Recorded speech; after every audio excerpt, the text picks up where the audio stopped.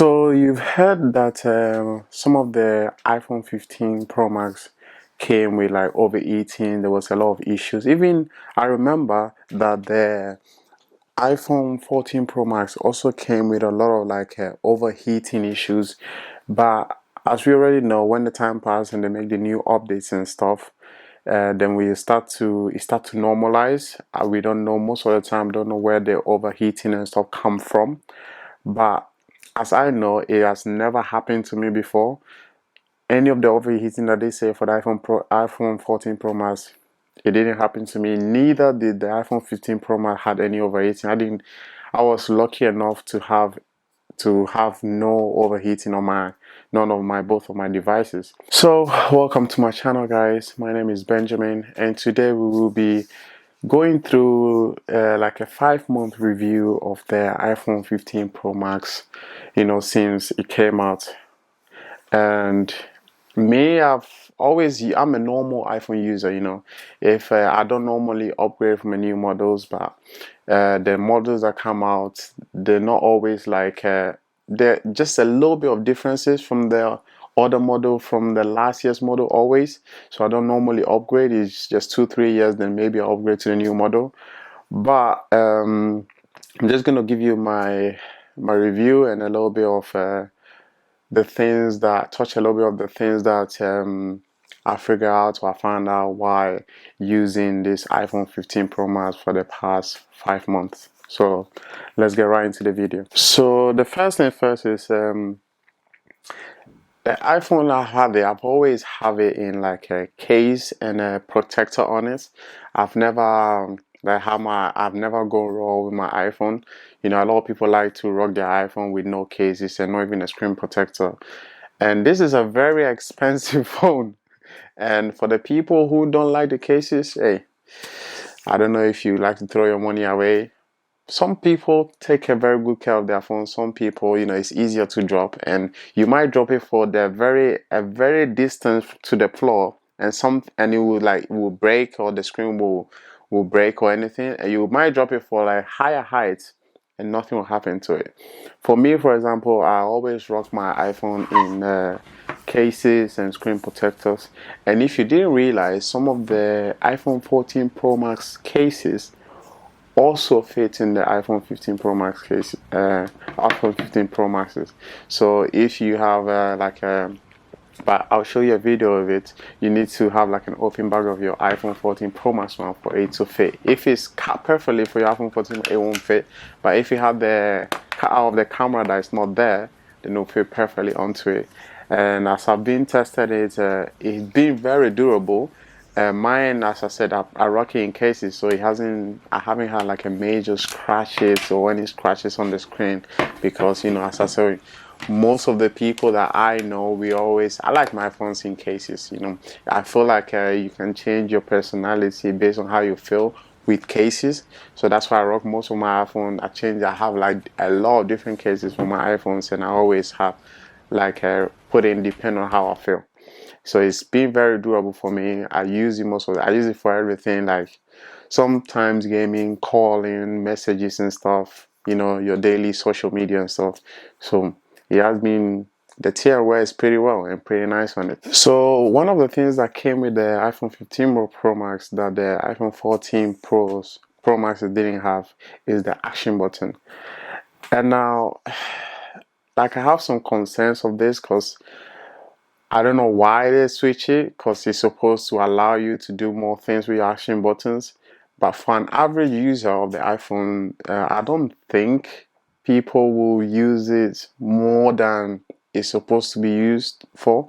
And I think like the things that the options that Apple have given to us for us to change on the action buttons menu and stuff is very limited. And of course you can change it with shortcuts and stuff, but not everyone will be going out to change the shortcuts of the action button all the time. Most people will just go change one thing and then they will just switch it and turn it on and then move on.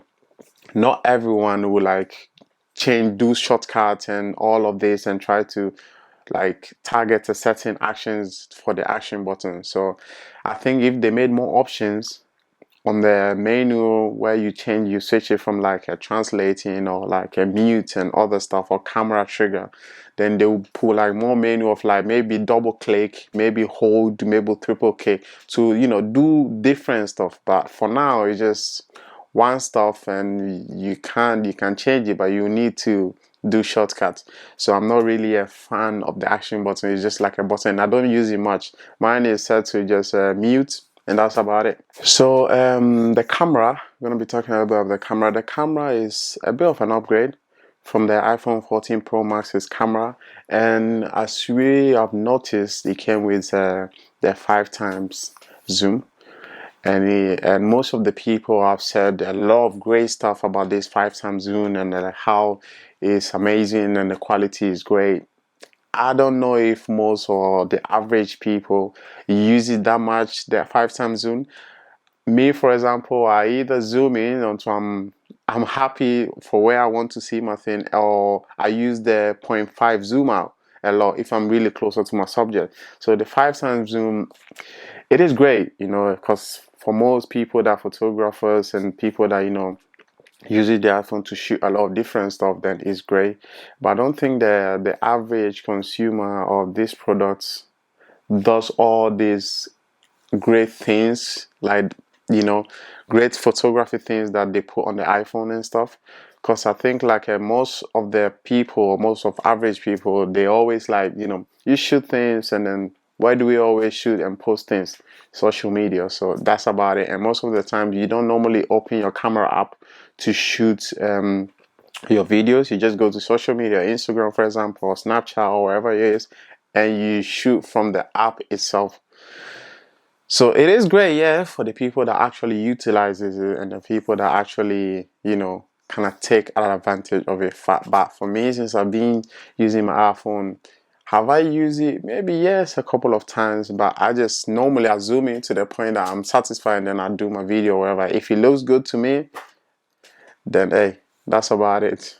All right. Also now, the camera app have the ability for you to shoot to shoot special videos for the upcoming Apple Vision Pro. And yes, it's great. Of course, it's great for you to be able to shoot all this video if you're gonna buy the Apple Vision Pro, but that is 3,500.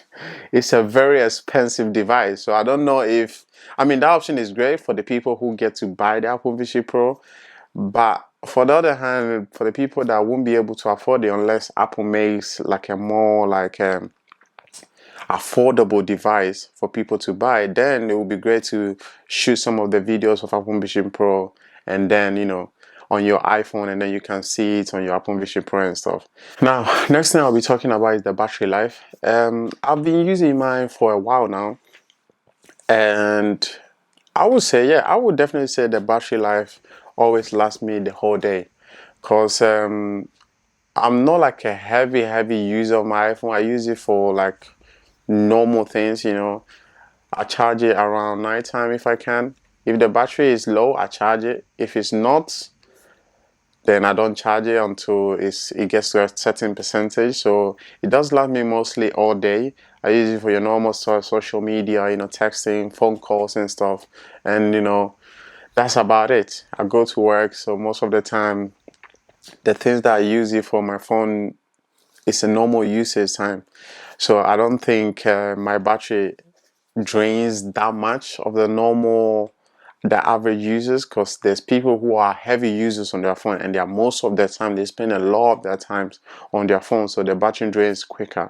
But also it used to drain quicker, as I've heard, for most of the people when the iPhone came out. But with the new updates and stuff, some of the like battery that used to drain before, it started to last people most like all day as well. So I've never had any issues, as I said, like from since I got it from when it came out.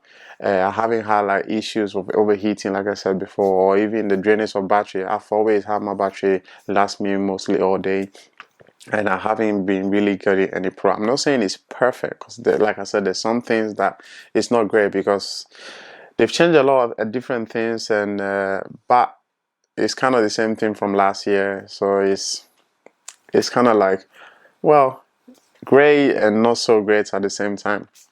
But if you had any issues with your iPhone, or you've experienced any different changes with your iPhone, comment down below for for me to see and see how if it was fixed or if it was still doing the same thing after all these updates and stuff. Now, if you have had any issues with your iPhone, or you've had any of the overheating or any of the battery drainage, and if it was fixed as well, comment it down below in the comment section for me to see or read.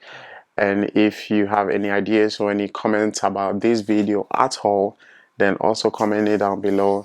And until next time, guys, bye.